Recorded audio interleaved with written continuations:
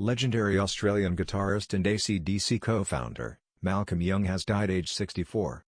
Known for the powerhouse riffs and rhythm guitar that propelled the Sydney group to superstardom, Young had been suffering from dementia for the past 3 years.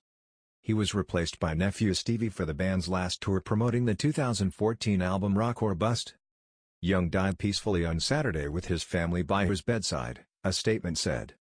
Renowned for his musical prowess, Malcolm was a songwriter, guitarist, performer, producer and visionary who inspired many, the statement read.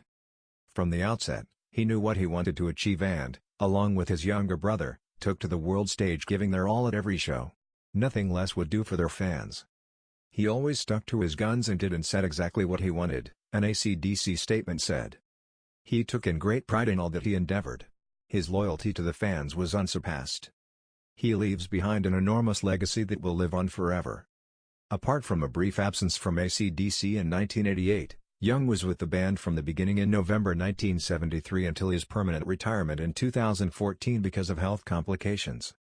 As one of 8 children, Young was born in Glasgow in Scotland in 1953 but 10 years later he emigrated to Australia before relocating the band to the UK in 1976. Young was described as the driving force of the band and was responsible for the band's sound and music. The hard rock band was so huge Young and the other members of AC/DC were inducted into the Rock and Roll Hall of Fame. AC/DC's 7th studio album Back in Black was released in 1980 as a tribute to Bon Scott, the band's original lead singer who died of alcohol poisoning.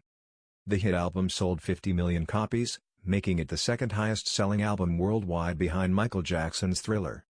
Again, their album The Razor's Edge sold between 10 and 12 million copies and made it 5 times multi-platinum in America. Their success didn't end there with album Black Ice making it #1 in 29 countries. During the Blow Up Your Video World Tour, Young left to work on his drinking issue and eventually became sober.